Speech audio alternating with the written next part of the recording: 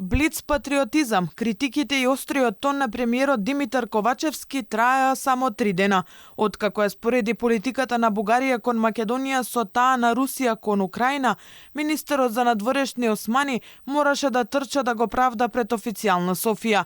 Османи во Брисел на својот колега Иван Кондов му давал отчет за острите зборови и ги ублажувал со тоа дека премиерот не ја критикувал генерално политиката на Бугарија, туку однесувањето на некои политичари. Разговаряхме съвсем накратко, поговорихме по въпросите, които ни интересуват.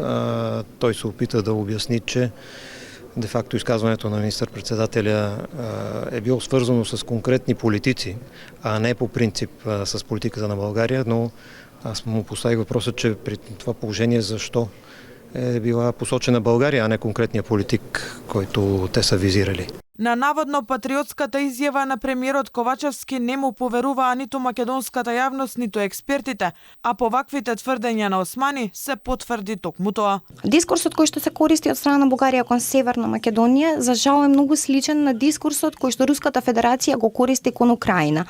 Неприфатливо е таквите обвинувања да се злоупотребуваат за политички цели, особено во овој клучен период за иднината на Европа.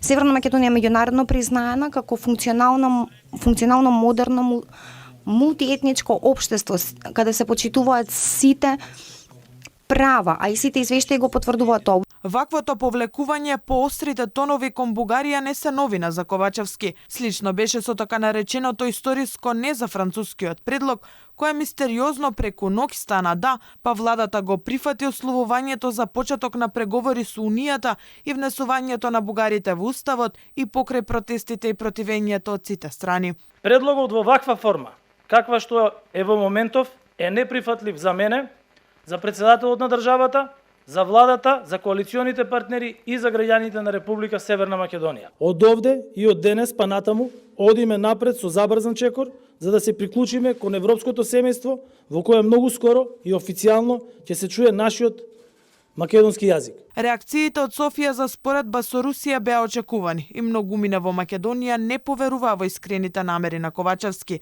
туку само ги протолкуваа како вовед во нова предизборна реторика на власта, која преку вакви патриотски изјави ќе се обидува да спаси нешто и од така слабиот рейтинг.